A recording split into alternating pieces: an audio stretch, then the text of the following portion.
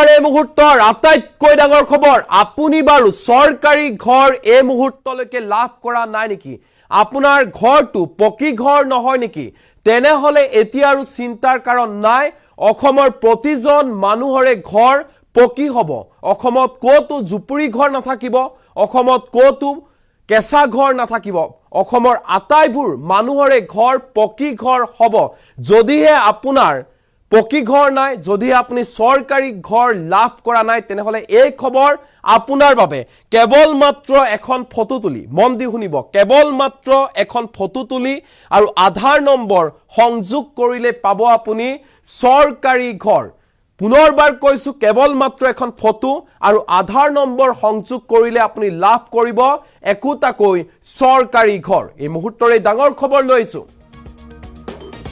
এখন ফটো তুলি আধাৰ নম্বৰ সংযোগ কৰিলে পাব সৰকাৰি ঘৰ এই বৃহৎ ঘোষণা কৰিছে মোদী চৰকাৰে অসমত নাথাকিব এটাও জুপুৰি ঘৰ অসমৰ কোনো প্ৰান্ততে এটাও জুপুৰি ঘৰ নাথাকিব এটাও কেঁচা ঘৰ নাথাকিব সকলো মানুহৰে ঘৰ পকা হ'ব পকি ঘৰ হ'ব সকলো মানুহৰে অসমৰ প্ৰত্যেকজন লোকৰে ঘৰ পকি হ'ব অসমত কোনো ধৰণৰ আৰু কেঁচা ঘৰ নাথাকিব ৰাজ্যৰ লাখ লাখ লোকলৈ এই ভাল খবৰ যিসকলে সৰকাৰি ঘৰ পোৱা নাই তেওঁলোকৰ বাবে এই মুহূৰ্তত এই খবৰ আপুনি সৰকাৰি ঘৰ পোৱা নাই নেকি আপুনি সৰকাৰি ঘৰ লাভ কৰা নাই নেকি তেনেহলে এতিয়া আৰু চিন্তাৰ কোনো কাৰণ নাই হাজু হক সৰকাৰি ঘৰ লবলৈ সকলো দৰিদ্ৰ লোকে লাভ কৰিব একোটাকৈ সৰকাৰি ঘৰ প্ৰতিজন দৰিদ্ৰ লোকে লাভ কৰিব সৰকাৰি ঘৰ পাবলৈ এতিয়া আৰু সহজ হৈ পৰিব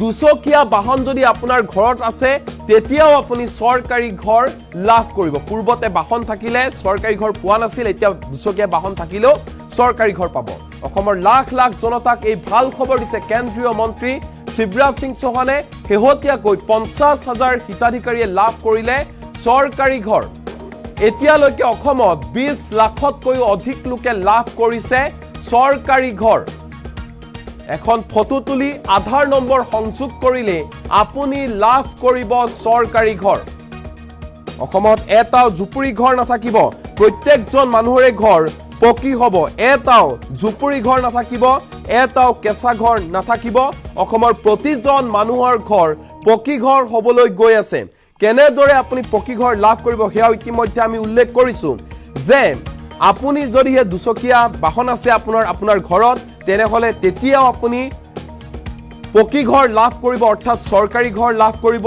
আপোনাৰ যদি মাহিলী উপাৰ্জন 15,000 টকা তেতিয়াও আপুনি সৰকাৰি ঘৰ লাভ কৰিব আপোনাৰ যদি হে 5 একৰ মাটি আছে তেতিয়াও আপুনি সৰকাৰি ঘৰ লাভ কৰিব হাজু হৈ আছে 3 কোটি সৰকাৰি ঘৰ আপোনাৰ এখন মাত্ৰ ফটো আৰু আধাৰ কাৰ্ড থাকিলে আপুনি সৰকাৰি ঘৰ লাভ কৰিব আপোনাৰ আধাৰ কাৰ্ডৰ নম্বৰটো সাবমিট কৰি প্ৰধানমন্ত্ৰী আৱাস যোজনাৰ পৰ্টেলত গৈ আবেদন কৰক ইয়াৰ পিছত আপুনি আপোনাৰ ফটো আপলোড কৰক সকলো তথ্য পাতি সাবমিট কৰক আৰু ইয়াৰ পিছতে আপুনি লাভ কৰিব সৰকাৰি ঘৰ একোটাকৈ সৰকাৰি ঘৰ আপুনি লাভ কৰিব অসমৰ লাখ লাখ জনতাক এই ভাল খবৰ দিছে কেন্দ্ৰীয় মন্ত্ৰী শিৱৰাজ সিং চৌহানে হেহতিয়াকৈ 50,000 হিতাধিকাৰীয়ে লাভ কৰিছে নতুনকৈ সৰকাৰি ঘৰ আৰু এতিয়ালৈকে সমগ্ৰ অসমতে 20 লাখতকৈ অধিক লোকে লাভ কৰিছে সৰকাৰি ঘৰ আনহাতে ৰাজ্যৰ মুখ্যমন্ত্ৰী ডক্টৰ হিমন্ত বিশ্ব শৰ্মাৰ ফালৰ পৰা ঘোষণা কৰা হৈছে যে অসমত এটাও সৰকাৰি ঘৰ সকলোৰে ঘৰ সৰকাৰি ঘৰ লাভ কৰিব সকলো মানুহে এটাও কেঁচা ঘৰ নাথাকিব এটাও জুপুৰি ঘৰ নাথাকিব হে স্পষ্ট ৰূপত ঘোষণা কৰিছে ৰাজ্যৰ মুখ্যমন্ত্ৰী ডক্টৰ হিমন্ত বিশ্ব শৰ্মাই অসমৰ প্ৰতিজন লোকৰে ঘৰ পকি ঘৰ হ'ব বুলি ঘোষণা কৰিছে হিমন্ত বিশ্ব শৰ্মাই আপুনি যদিহে এতিয়াও সৰকাৰি ঘৰ পোৱা নাই আপুনি যদিহে এতিয়াও প্ৰধানমন্ত্ৰী আৱাস যোজনাৰ ঘৰ পোৱা নাই তেনেহলে পলম নকৰিব এখন মাত্ৰ আপোনাৰ ফটো আৰু আধাৰ নম্বৰ সংযোগ কৰক তাৰ পিছতে আপুনি সৰকাৰি ঘৰ লাভ কৰিব যিসকলে সৰকাৰি ঘৰ লাভ কৰা নাই তেওঁলোকৰ বাবে এই মুহূৰ্তত অত্যন্ত জৰুৰী খবৰ সকলো দৰিদ্ৰ লোকে লাভ কৰিব সৰকাৰি ঘৰ অসমত নোহোৱা হ'ব এটাও কেঁচা ঘৰ সৰকাৰি ঘৰ সকলোৱে লাভ কৰিব এতিয়া আৰু সহজ হৈ পৰিব চৰকাৰী ঘৰ লাভ কৰাটো মাত্ৰ এখন ফটো তুলি আধাৰ নম্বৰ সংযোগ কৰিলে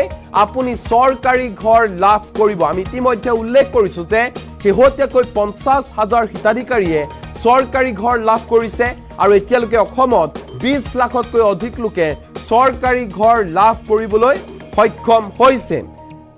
আপুনি এখন মাত্ৰ ফটো তোলক আৰু আধাৰ কাৰ্ড আপোনাৰ যদি আছে তেনেহলে আপুনি চৰকাৰী ঘৰ লাভ কৰিব। আপোনাৰ আধাৰ কাৰ্ডৰ নম্বৰটো সাবমিট কৰি প্ৰধানমন্ত্ৰী আৱাস যোজনাৰ পোৰ্টেলত যাওক, তাত গৈ আবেদন কৰক আৰু ইয়াৰ পিছত আপুনি আপোনাৰ ফটো আপলোড কৰক। সকলো তথ্য পাতি যিসমূহ তথ্য আপোনাৰ পৰা বিচাৰে সেইসমূহ তথ্য পাতি আপুনি সাবমিট কৰক আৰু তাৰ পাছতে আপুনি অতি সহজে চৰকাৰী ঘৰ লাভ কৰিব। সাজু হৈ আছে 3 কোটি চৰকাৰী ঘৰ। দেশৰ আৰু 3 কোটি জনতাই চৰকাৰী ঘৰ লাভ কৰিব। আপোনাৰ যদিহে 5 একৰ মাটি আছে তেতিয়াও আপুনি চৰকাৰী ঘৰ লাভ কৰিব। আপুনি যদি মাহিলী উপাৰ্জন 15,000 টকা, আপোনাৰ প্ৰত্যেক মাহৰ উপাৰ্জন 15,000 টকা, তেতিয়াও আপুনি চৰকাৰী ঘৰ লাভ কৰিব। আপোনাৰ যদিহে দুচকীয়া বাহন আছে ঘৰত তেতিয়াও আপুনি চৰকাৰী ঘৰ লাভ কৰিব। বৃহৎ ঘোষণা কৰিছে মোদী চৰকাৰে। সমান্তৰালকৈ আজি অসমত উপস্থিত হৈছিল কেন্দ্ৰীয় মন্ত্ৰী শিৱৰাজ সিং চৌহান আৰু শিৱৰাজ সিং চৌহানৰ ফালৰ পৰা স্পষ্ট ৰূপত ঘোষণা কৰা হৈছে যে অসমত এটাও কেঁচা ঘৰ নাথাকিব, জুপুৰি ঘৰ নাথাকিব। অসমৰ প্ৰত্যেকজন দৰিদ্ৰ লোকে একোটাকৈ পকী ঘৰ অৰ্থাৎ চৰকাৰী ঘৰ লাভ কৰিব। আকৌ 3 লাখতকৈ অধিক লোকে পাব বিনামূলীয়া চৰকাৰী পকী ঘৰ। 3,88,000 নতুন PMAY গৃহ নিৰ্মাণত অনুমোদন প্ৰদান কৰা হৈছে কেন্দ্ৰৰ ফালৰ পৰা আৰু 2025 বৰ্ষতে 3 লাখতকৈ অধিক চৰকাৰী ঘৰ নিৰ্মাণ কৰা হ'ব অসমত। আপোনাৰ নামো আহিব পাৰে এইবাৰ। আপুনি খৰটকীয়া কৰক, খৰটকীয়াকৈ আপুনি আবেদন কৰক পোৰ্টেলৰ মাধ্যমত, ফটো সাবমিট কৰক, সমান্তৰালকৈ আধাৰ কাৰ্ডৰ নাম্বাৰ সংযোগ কৰক। তাৰ পিছতে যিসমূহ প্ৰয়োজনীয় তথ্য পাতি আপোনাৰ পৰা বিচাৰিব সেইসমূহ তথ্য পাতি আপুনি জমা দিয়ক আৰু ইয়াৰ পিছতে আপুনি অতি সহজে চৰকাৰী ঘৰ লাভ কৰিব। 3 লাখতকৈ অধিক লোকে এইবাৰ বিনামূলীয়া চৰকাৰী পকী ঘৰ লাভ কৰিব বুলি ঘোষণা কৰা হৈছে। 3,88,000 নতুন প্ৰধানমন্ত্ৰী আৱাস যোজনাৰ গৃহ নিৰ্মাণত অনুমোদন জনাইছে মোদী চৰকাৰে আৰু 2025 বৰ্ষতে 3 লাখতকৈ অৰ্থাৎ এই বছৰতে 3 লাখতকৈ অধিক চৰকাৰী ঘৰ নিৰ্মাণ কৰা হ'ব অসমত।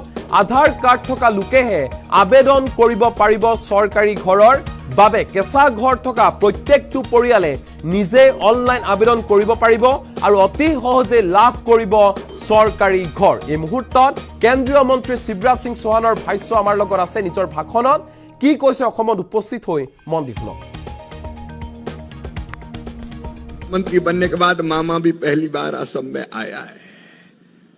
हेमंत दा ने कहा अभी कि ये मकान तो बन गए 20 लाख, लेकिन जरूरत अभी और भी है।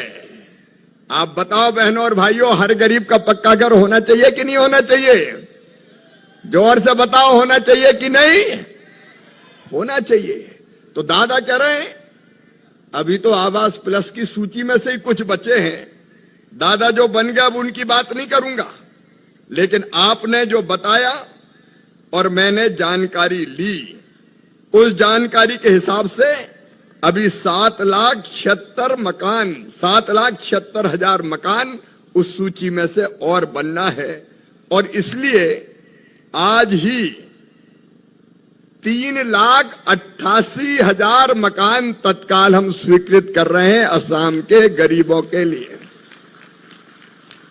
मेरे अधिकारी यहां बैठे और ये कह के नहीं करूंगा, दादा भी आपको चिट्ठी भी देने वाला हूं, क्योंकि आपने पहले ही कह दी थी कि आओ तो कुछ लेके आना, तो लेके आया हूं।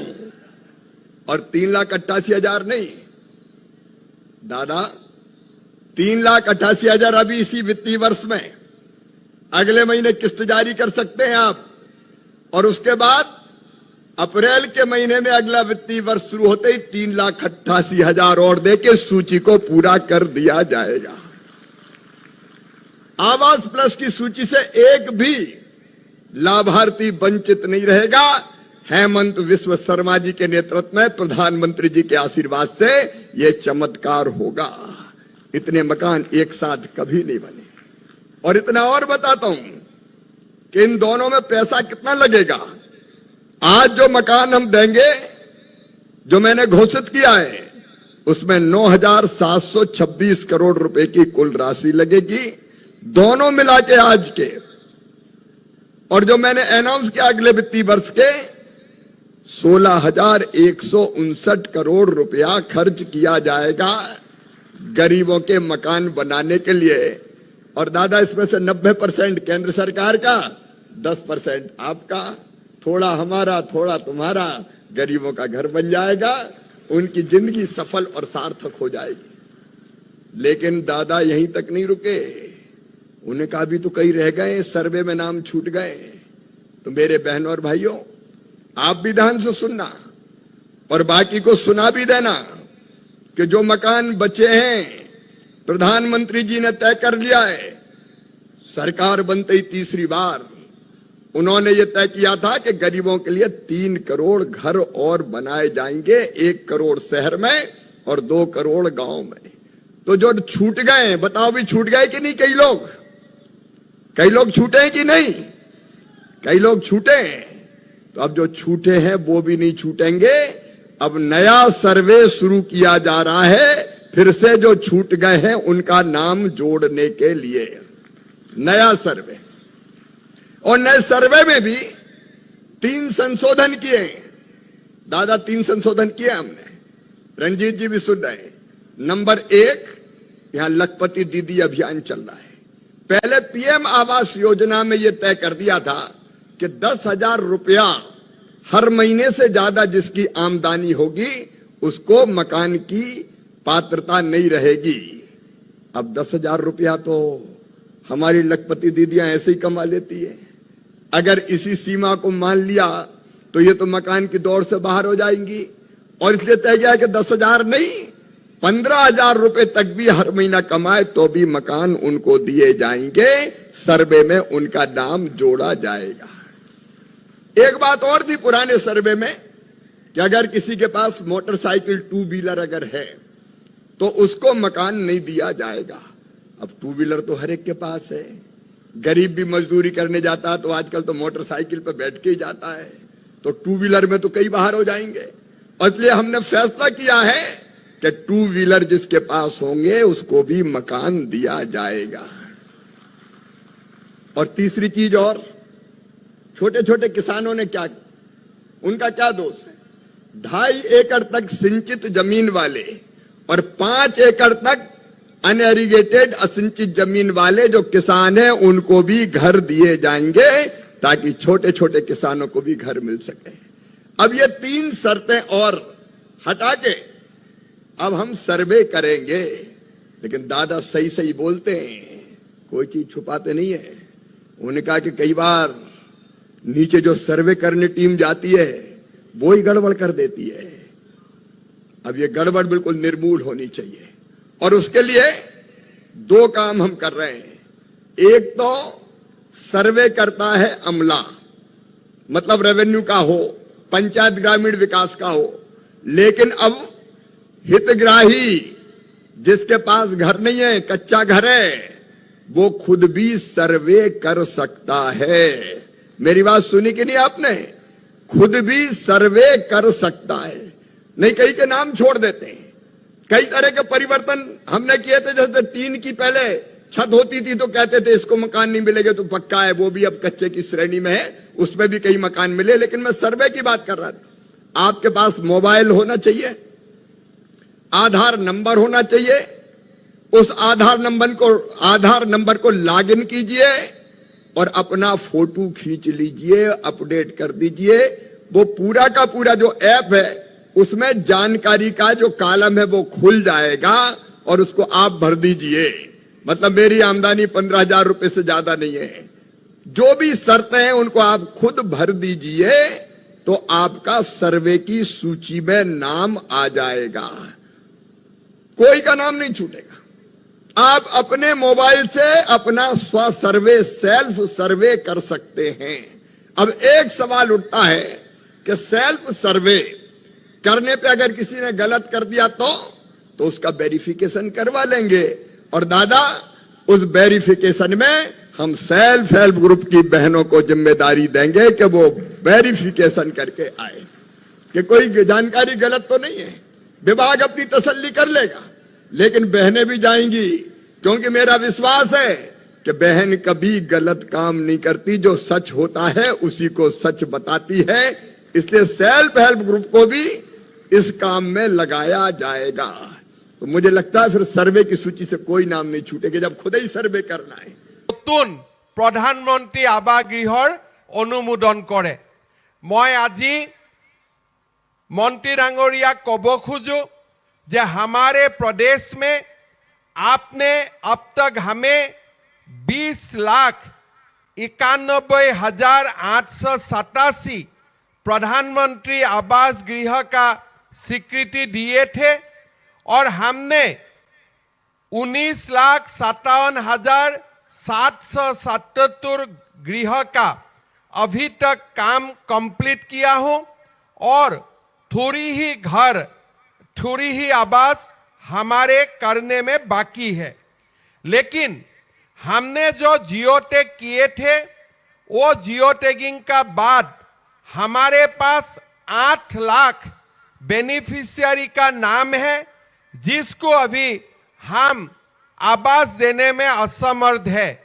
लेकिन थोड़ी ही दिन पहले आपने 1,71,000 नया आवास का स्वीकृति दिए थे और लगभग और आगे जाके अगर मुझे 6 लाख घर मिल जाता हूं तो पहला चरण में जितना आवास का जियो टैगिंग हुए थे সকলোৱে একোটাকৈ ঘৰ পাই যাব।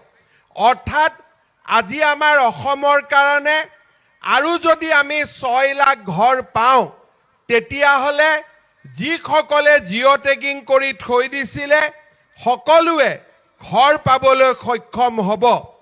मैं शिवराज सिंह चौहान जी आज हमारे बीच में उपस्थित है। मैं असम वासियों का ओर से आपको यही निवेदन